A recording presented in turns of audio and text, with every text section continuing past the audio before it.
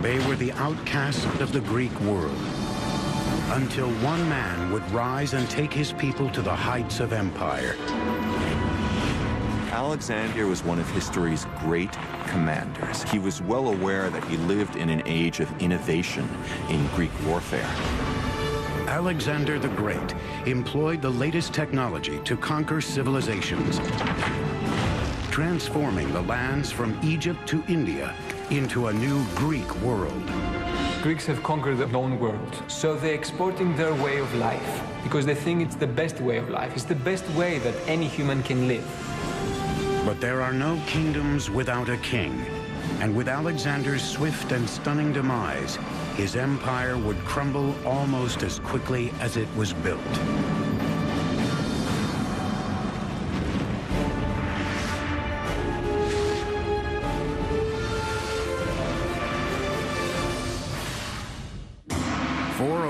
BC, a long and bloody 27-year war has come to an end. Athens, its once dominant navy destroyed, is starved into submission at the hands of its arch-rivals, the Spartans. The Athenian generals commanding the main Athenian fleet made a disastrous mistake that led to a great battle and a terrible defeat for the Athenians at a place called Parthenon. In the decades after Athens' demise, the city-states of Sparta and Thebes would vie for dominance of Greece. But in 359 BC, a 23-year-old from the remote northern Greek region of Macedonia became king, and within 2 decades would change the face of Greece. His name was Philip II. Macedon was a funny Greek state. It was always a bridesmaid and never a bride. It had lots of potential, both in manpower and natural resources, but it had never managed to get its act together. The Greeks of the city-states considered the tribal Macedonians barely civilized. Yet within 20 years, Philip had unified and transformed them into the most respected and feared military machine Greece had ever seen.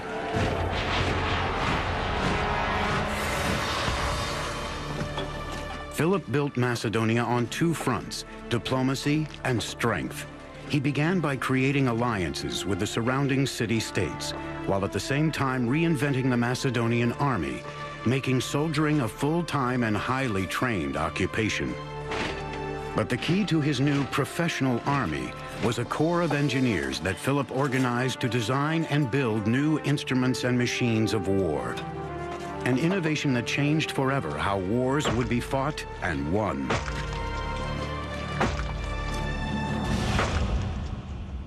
The Macedonians were not considered real Greeks by the Hellenic city-states.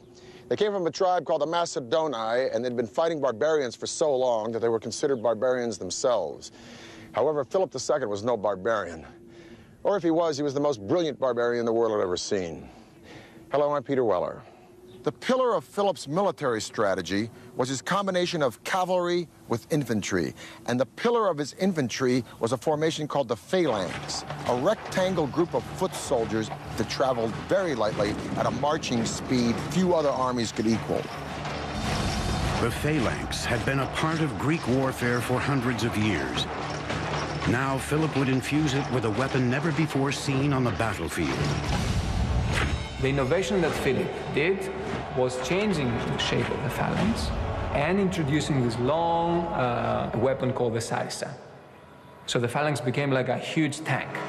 The sarissa was a nearly 18-foot-long spear that could devastate an enemy before its soldiers could use their swords or shorter spears in a counterattack. Basically, you plant the head of your pike against the guy and push him back. And the effect is a little bit like, you know, when a kid tries to attack him and you put your hand on the kid's forehead and his little fists are swinging like this, but they can't reach you. That's what the pike enables Philip's infantry to do. Well-drilled, well-disciplined, and well-equipped soldiers gave the Macedonian phalanx the upper hand against traditional battle tactics. But it would be engineering technology that would ultimately make Philip's armies invincible. For much of their military history, the Greeks were not particularly good at siegecraft. Beginning around 400 BC or shortly afterwards, the Greeks begin to take a quantum leap. The bow and arrow had been an instrument of warfare for thousands of years, but the bow's power was limited to an individual and the strength of his arm. One of the ancient Greeks' first innovations in military engineering was in designing a bow that harnessed more power from the entire human body than from the arms alone. The earliest weapons of siegecraft that the Greeks developed are essentially crossbows, and they're called belly shooters, gastrophetes. You had a much bigger thing that had a kind of U-shaped element at the end that you pressed against your abdomen, and then you drew back the bow with both hands, pressing it with your torso at the same time, so you could create a much greater force of tension. The gastrophetes was a deadly improvement over the bow and arrow, but to truly overcome the armies of the world, Philip needed more power. In order to do even more damage, they need to come up with yet another generation of weapons. They need to invent what we might call the torsion catapult. The torsion catapult basically creates springs by twisting sinews, or in some cases horsehair, or in emergencies even human hair. You create thick ropes of them and then twist them together. Greek engineers designed a device that acted as a belly shooter mounted on a platform. They called it the oxybeles, or bolt shooter. Instead of using the body for power, the torsion created by the oxybeles came from twisting ropes to an explosive level of tension. There's an enormous stored force because the sinews want to spring back and release that tension, but they're held. And inserted into this spring is a bar, and you then pull that bar back, increasing the already great tension, and then when the bars are released, they spring back with enormous force and rapidity compared to the old bow flexion system. Distance no longer protected enemy soldiers from a sudden and bloody death. When fired, the oxybeles could pierce the shields and armor of an enemy nearly a quarter of a mile away, giving birth to a term that we still use today, catapult. The neat thing about the word catapult is that it means skin penetrator. You can see our word pelt, like an animal skin, in the Greek catapult, goes through the skin. With his weapons of war, Philip was unstoppable against the other Greek city-states. By 338 BC, Philip's victory over Athens and Thebes made him the undisputed master of Greece. But it was Philip's actions after the battle that would indicate how the Macedonians would rule the lands they conquered, despite their barbaric reputation. Philip and his son Alexander, who was only 18 years old, defeat a coalition of Thebans and Athenians at the Battle of Chaeronea in 338 BC. And then Philip does a remarkable thing. He lets all the Athenians go back home. Then he calls together a council at Corinth, invites all of the city-states. He's got to cloak his power in some sort of diplomacy. And he tells all the city-states, you can groove. It's all going to be the same as it was before. He could have scorched the earth, just like Genghis Khan a few centuries later, but he didn't. Why? We've got to remember that the Greeks thought of the Macedonians as no better than a bunch of thugs. And the Macedonians didn't care much for the Greeks either. But Philip had had his taste of the Hellenic ideal during his time at Thebes. And as a king, he invited Greek philosophers and teachers to come to Macedonia. His entire court spoke Athenian Greek. Philip didn't want to destroy Greece. He wanted to be Greece. He was like the nerd at the back of the class who wanted to join the frat party, become one of the cool guys, albeit a little bit tougher. In his moment of triumph, led by Macedon, he was preparing to carry out his life's ambition, which was to invade the Persian Empire. He would never get there. Philip would meet an untimely demise at the hands of the ultimate insider. Just before Philip began his Persian conquest, he held a public celebration. as he marched alone ahead of his entourage to prove he had no one to fear. A bodyguard suddenly rushed forward and plunged a dagger into his chest. The man who had put Greece on the map was dead at 46. Was he a lone assassin, or was there a bigger plot? We can never know for sure, because while the assassin was trying to escape, he was mowed down by Philip's guards. Philip's dream of dominating the Persian Empire would not die with him, but only gather strength with the emergence of his son, a 20-year-old named Alexander. It was Alexander who would use Philip's army, engineers, and technology to far exceed even Philip's wildest ambitions, transforming the world into a Greek one. Marriage was a key component in Philip's diplomatic strategy. Of his 7 wives, only one was a Macedonian. In just 20 years, Philip II had transformed the Macedonians into a mighty army and became the absolute master of Greece. But Philip's assassination in 336 BC cut short his ultimate ambition and self-proclaimed destiny: to invade Greece's age-old enemy, Persia. Philip had conquered Greece. Now it would be up to his son to conquer the world. He was a man who became known throughout history as Alexander the Great. Alexander was one of history's great commanders. He was absolutely brilliant on the battlefield. True enough, he inherits a great military machine, but he has to get the credit for leading this machine at a very young age. Philip had laid the engineering groundwork for conquest. Now it was time for his son to finish the job. In 334 BC, Alexander led his Macedonian army of over 35,000 soldiers into battle against the Persian Empire.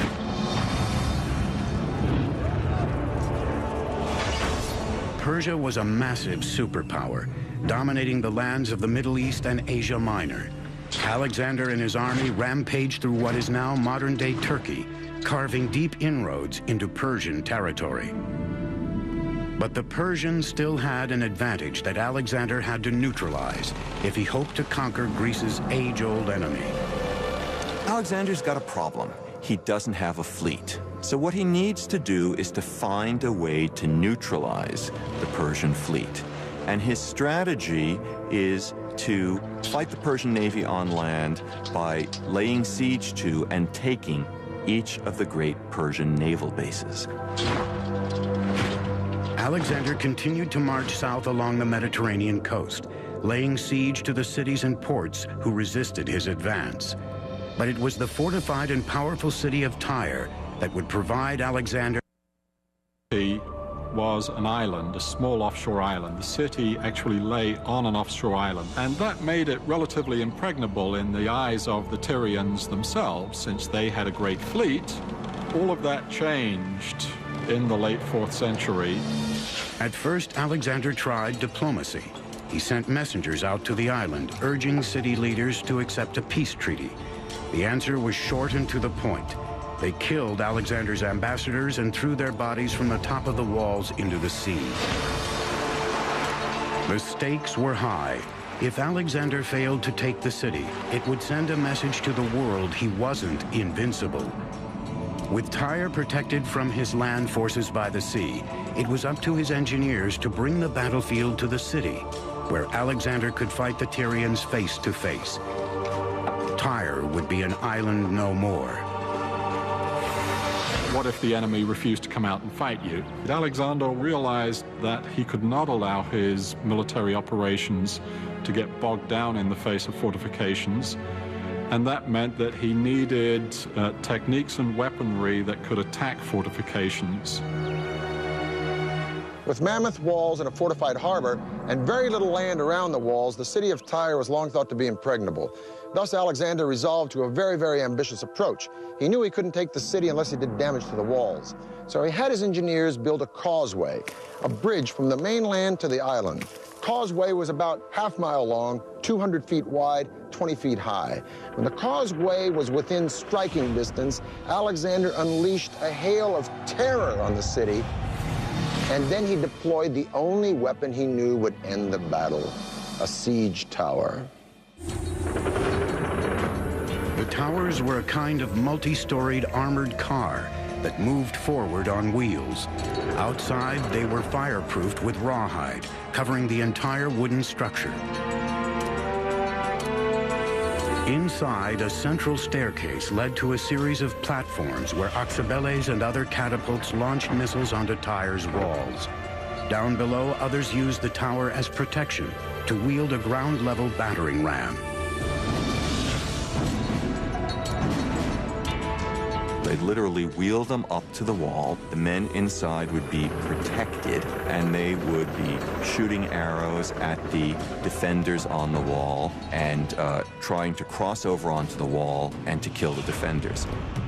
Alexander's siege towers pummeled the walls of Tyre for days. Once the fortress had been breached, Alexander went for the jugular. He unleashed a firestorm of reprisal upon the city that had resisted him. The assault itself would really be a terrifying experience for everyone involved. The only way to signal would be through trumpets, so you have to imagine trumpets blaring, a tremendous noise of men attacking, flags blowing in the wind on the battlements of the city that was under attack. I think it would have been an extraordinary scene. Alexander resumed his trek southward through Palestine. His confidence soaring, he now set his sights on the greatest empire the world had ever seen, Egypt. With its soaring pyramids and unrivaled colossal tombs, Egypt was an ancient culture Alexander revered. But there was another more practical reason Alexander coveted Egypt. It was the breadbasket of the Mediterranean, whose wheat fields would be invaluable in feeding Alexander's expanding empire. But unlike Tyre, conquering the Egyptians required no bloodshed. Alexander entered Egypt as a liberator and as a figure of extraordinary powers. The Egyptians not only welcomed Alexander, they made him a god. In 331 BC, they crowned Alexander pharaoh, proclaiming him a son of Ammon, their most important deity. At age 24, Alexander had transcended mortality. One can imagine that someone to whom extraordinary things happened, to whom all doors seemed to open themselves magically, to whom every endeavor was rewarded with victory, would think, well, perhaps I am, in some respect, a god. And I think that Alexander really did think this. He wasn't just pretending. He was trying to find out more about himself. By the late 4th century BC, Greek cities were springing up in the wake of Alexander's marauding army. These cities served as centers of control and administration, but more importantly, they became a means of spreading a unifying fabric of Greek language, culture, and learning. The result would be a template of city engineering that would extend to the farthest regions of Alexander's empire. Alexander ordered that his soldiers be clean-shaven so that enemies couldn't grab their beards in close combat.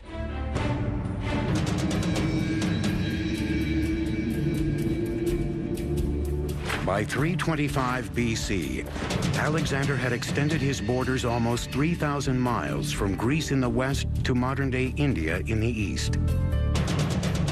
Alexander's army may have been a wrecking machine, but the legacy his empire left in its wake was a new Greek world.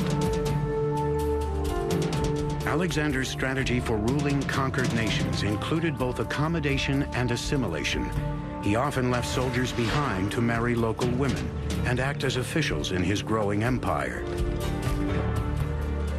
Towns that were formerly Persian, Egyptian, or Indian were transformed into Greek cities.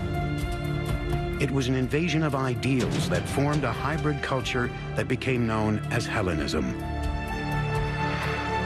So definitely there are striking parallels with what's going on today, in our today era of globalization. Today we have a common language, which is English, is the language of trade.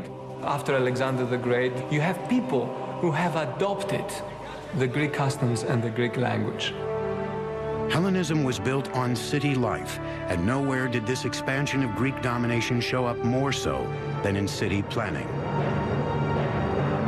Whether they were beginning a new city or reshaping an old one, as the empire grew, Alexander's engineers laid it out on a grid plan that the Greeks had used since the 5th century BC. The grid plan, which was used in these cities, was a symbol of order.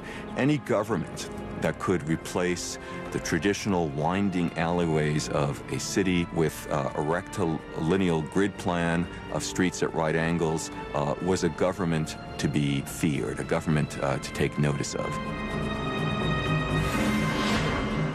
Alexander's campaigns in Asia Minor would create a new world order. Today we call it Hellenism. If you lived in a city conquered by Alexander, you lived in a Greek city. This is an example of such a city. It's called Pergamum. 2,000 years ago, Pergamum would have had all the elements of a Greek city: agora, temples, gymnasium, theater. Pergamum would eventually rival Athens as a cultural center. As a matter of fact, the sculptural style pulled out of Pergamum would galvanize Michelangelo and change the face of the visual arts forever. Pergamum was built on a series of slopes. It was engineered like this. It was dramatic, it was theatrical, and it was meant to be. Today, the remains of Pergamum stand high above in modern-day Turkey, a spectacular monument to Greek urban engineering. The city seems to be clinging on this steep hill. It seems that the architects who built this city sort of took into account the topography in many ways, symbolically to start with, meaning that higher up were the palaces and temples. The city rises about 1,000 feet above sea level, which necessitated a series of complex and extensive terraces. In Hellenistic times, Athens was no longer the power center that it was before. There was a shift toward other cities of importance. In that vacuum, Pergamum rose to power. In some ways, it's an echo of the Acropolis of Athens, and where the temples stand on a hill, a natural rock over the city. And no expense is spared in building splendid temples and splendid public buildings in Pergamum. And so Greek city planning begins earlier than Alexander, but it's taken to perfection in the Hellenistic period. And wherever you go, each of them has a recognizable institution. Each of them will have a Greek theater. Each of them will have Greek temples. Each of them will have a gymnasium. Each of them will have a agora, a marketplace come forum. The focal point of a Greek city could be found in its public marketplace, called the agora. Here, merchants would peddle their daily wares, and citizens would congregate to discuss the political issues of the day. Adjacent to the agora was the stoa, a simple structure that was the equivalent of an ancient indoor mall. The stoa consisted of a colonnade on one side with a back wall on the other, a shelter providing an open space that was still protected from the elements. The agora and the stoas were the economic, public, and political heart of the Hellenistic city, but its cultural soul lay in another engineering marvel, and was arguably the most important in Hellenistic cities: the theater. The theater is basically an Athenian invention. Drama is, above all, democratic.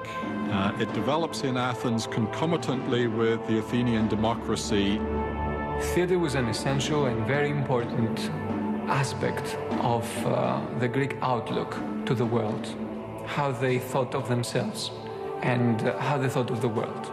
And I think to many people's opinion, is one of the great legacies that the ancient Greek civilization has bestowed upon us today. Theaters in ancient Greece were not only forums of social commentary, they inspired the Romans in their building of colosseums and set the standard of stadium design for the next 2,000 years. Separate your men by tribe, by clan, such that clan may bear aid to clan and tribe to tribe. Thus spake Nestor to Agamemnon in the Iliad. And those words might have been said here, because one of the great gifts of Greek culture to the world is theater and music. This is a Greek theater at Pergamum. It is the steepest of its kind. Now, a Broadway theater, and I've played in a few, holds between 800 or 900 people and maybe 2,000 if it's a musical house. This theater holds thousands and thousands and thousands of spectators. So how in the heck can an actor stand on that stage and project his voice such as that the spectator in the very last row at the back of this theater can hear what he's saying? Well, the answer is sort of an engineering feat. The theater, first of all, is dug out of the side of a mountain, and it doesn't need a very big substructure because the side of the mountain provides the support for these stone benches. Second of all, the theater is in a semicircle, and the semicircle gives way to an amazing sense of acoustics. You can stand on that stage, and you can almost whisper, and someone in the very back row would hear you as if you were speaking right into his ear because the sound would bounce off the back wall. Third thing is that the actors wore masks. And these masks not only function as character, but they also function as sort of a megaphone through the lips. So these three elements combined, this theater would be a fantastic place to come and hear the Agamemnon performed by Aeschylus. I think undoubtedly the best preserved ancient Greek theater, the theater at Epidauros in the Argolid Peninsula in the Peloponnesus. Greek theaters were divided into three basic parts: the theatron, or viewing area in which the audience sat; the orchestra, or dancing area in which most of the action took place; and the skene, a timber building set behind the orchestra. The skene and its flat roof were used for dressing rooms, as a backdrop, and sometimes for staging scenes. The theater at Epidauros has 55 rows of seats and is divided into three horizontal seating sections. Stairs divide the sections of seats into separate wedges. In all, this giant theater has an estimated seating capacity of 12,000 to 14,000 people. But it's the acoustical engineering that makes the theater at Epidauros clearly spectacular. If you're sitting up in the top row, you're a long way away from the stage. And the person who's down in the orchestra or on the stage looks quite tiny. And yet, you can have a conversation with that person with only a slight elevation of your voice.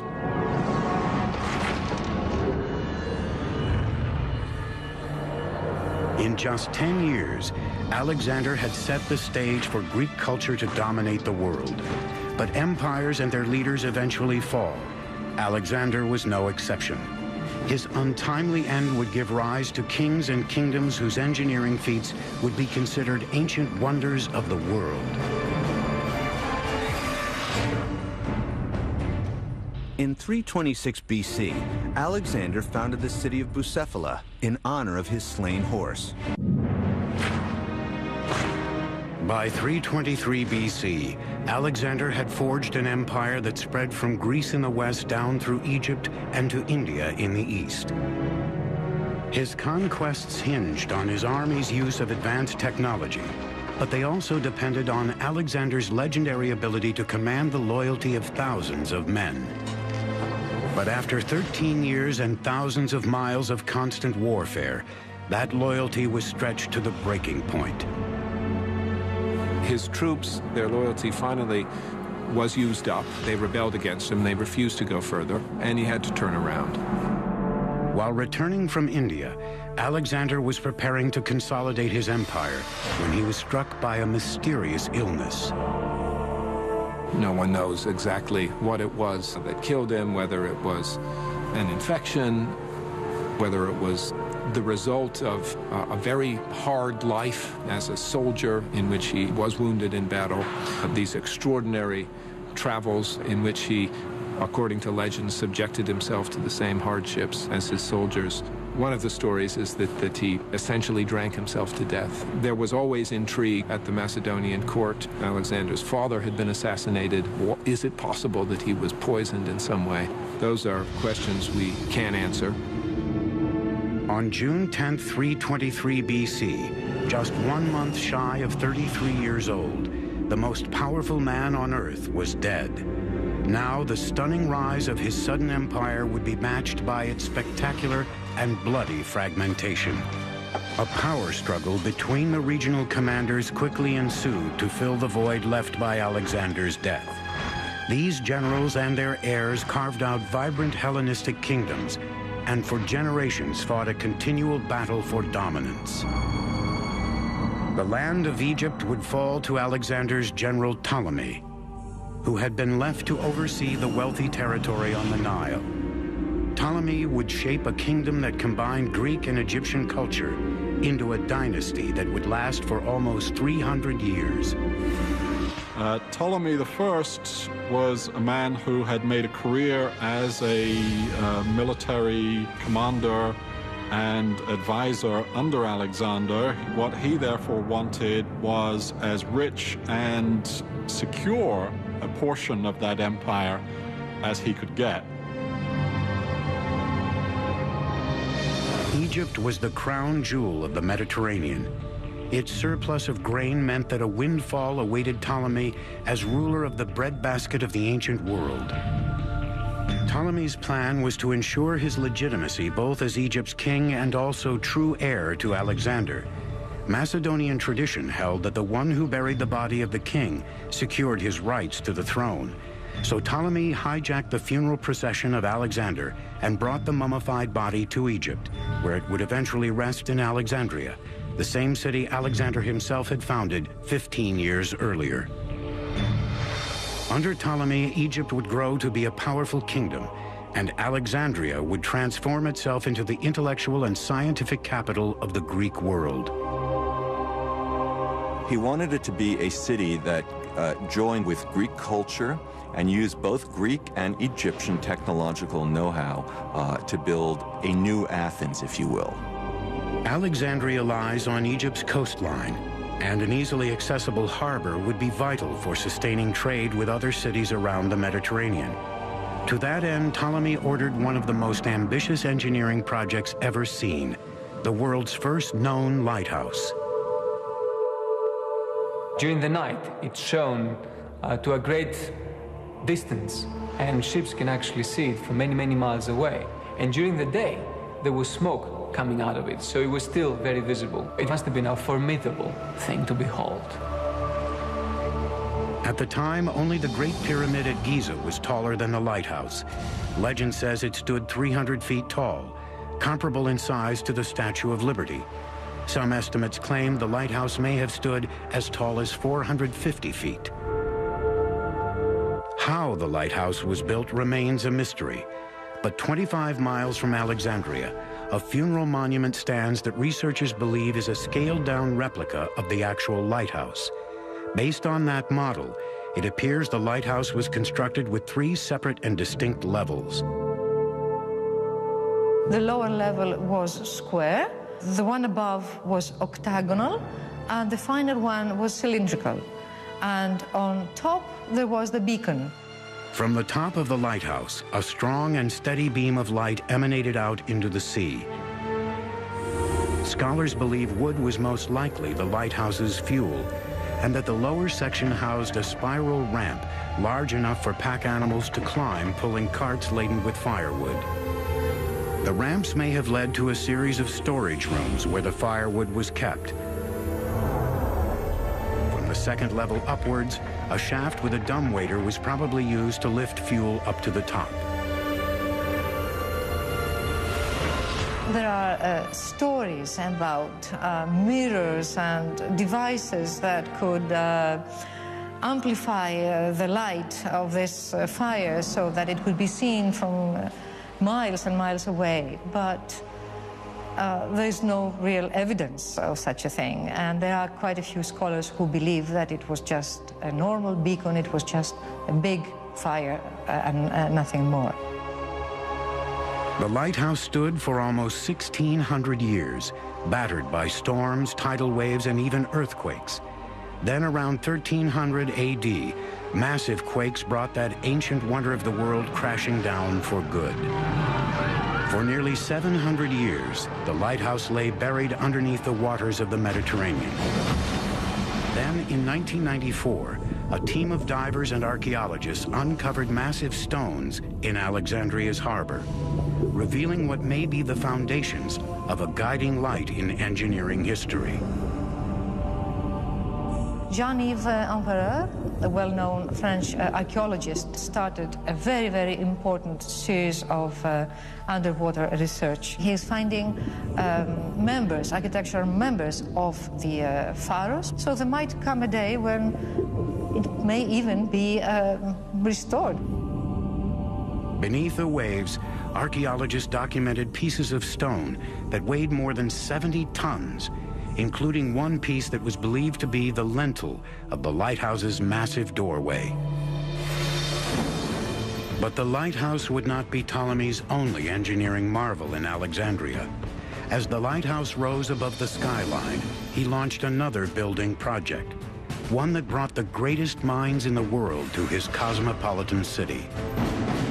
It was called the Great Library of Alexandria, a place that claimed to have over 200,000 scrolls dedicated to knowledge and learning. It was here that one engineer would harness the power of steam 1,700 years before the world ever imagined a locomotive.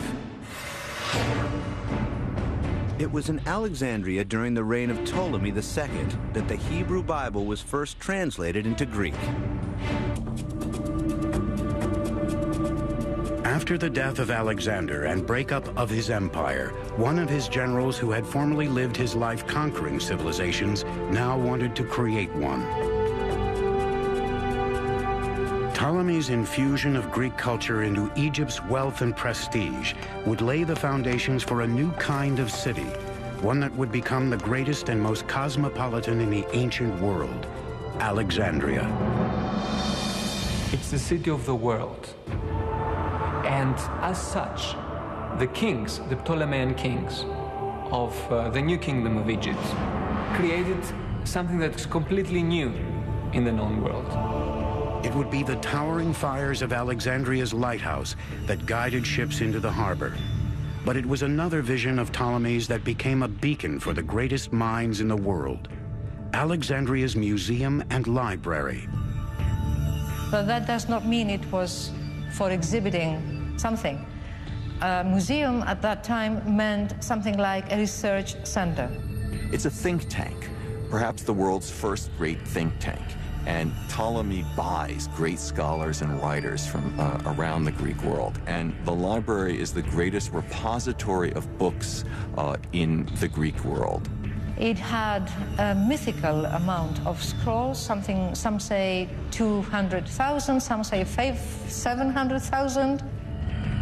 It was at the museum and library where, for the first time in human history, knowledge becomes a commodity to be stored and shared. In fact, some scientific discoveries made in Alexandria over 200 years before Christ wouldn't be accepted until 1,800 years later. Pupils were taught the Earth was round, and one of the great astronomers, Eratosthenes, calculated the circumference of the Earth and was off by less than 1%. So it's perhaps a very interesting story that the Ptolemean kings, whenever a ship will come into Alexandria, the first thing that the captain had to do is had to declare if he had any papyri, any works of philosophers or science on board. They were taken to the library to be copied, but usually they gave the captain back a copy and not the original. Although Ptolemy was a Macedonian Greek, the key to the success of his dynasty in Egypt would be in its willingness to assimilate Egyptian culture. Ptolemy's own family went to great lengths to adopt Egyptian practices as their own. Ptolemy's son, Ptolemy II, even married his own sister, Arsinoe. There had been a tradition in the Egyptian pharaonic families of brother-sister marriage and there was a sense that a figure like that couldn't just marry any old ordinary mortal, and that eventually only a sister who sort of shared his divine origins was an appropriate companion and spouse. The Ptolemies may have used Egyptian traditions to elevate themselves to the status of gods, but in the end, like all pharaohs before them, these kings were still mortal. Ptolemy wouldn't live to see all of his dreams of Alexandria fully realized. He died in 283 BC of natural causes, before the library and even the lighthouse were finally completed. Alexandria continued to flourish as a mecca for knowledge under its Ptolemaic rulers and produced many of the age's foremost thinkers. And it would be just after the end of their nearly 300-year reign in the 1st century AD that Alexandria would produce one of the most famous Greek engineers in history. His name was Hero, and his famous designs place him among the ancient world's greatest mechanical engineers. All his books are extremely detailed, very well describing all engineering procedures. But Hero himself also was good in the sense that he has an inclination in favor of arts. We must remember that in ancient Greek, the word art was meaning also technology. Hero's engineering designs had many practical uses, including ideas for fire extinguishers, odometers, and even automatic doors. But it was Hero's experiments with steam technology that would ignite his imagination. The first working steam engine was built in England around 1700 AD. Over 1,600 years earlier, Hero built the forerunner of the steam engine, called an Aeola pile. It was a metal sphere put up in such a way so that it could rotate freely and had 2 tubes applied. When filled with water and heated from below, steam developed and started to turn to put the sphere into motion, thereby turning air into something very useful, something that you could control. We maintain that under other historical circumstances, this industrial revolution could possibly have taken place in Alexandria after a couple of centuries. The essence was there. The interesting thing about the steam engine of Hero is that the guy discovered steam power, okay? So the question beckons, how comes they didn't use steam power? How comes they didn't make steam engines like the English did a few centuries later? And the answer to that is that in Egypt, forced labor or slave labor was so cheap. You didn't need machines to do the job. So that's like an interesting idea. You can have a technology and you don't know what to do with it because there's not a real economical need for it. Hero's inventions still intrigue engineers to this day, but there might have been many more innovations from Alexandria we may never know. Scholars don't agree on when it happened, but much of the ancient world's scientific knowledge vanished into smoke and ashes when the ancient library burned to the ground. Still, Alexandria and Greek engineering were flames of innovation that lit the ancient world like a star that guides a ship across the sea. The miraculous age of Alexander may have seen empires rise and fall, but what's left in its wake is a legacy still felt in our own world today. To outsmart the raw forces of nature and to turn them into something beneficial. That's the common denominator for all Greek engineering. Alexandria was no doubt the pinnacle of Greek mathematics and engineering, with its fantastic library that sadly went up in flames and the tomb of a man who not only conquered the world, but showered it with Hellenism, the passing of ideas and ideals, the culture and values of Greece. But even as Alexander's empire crumbled, Greece was not to be extinguished. No, it was absorbed by what many believe was the greatest experiment in Hellenism of all, Rome. I'm Peter Weller for the History Channel.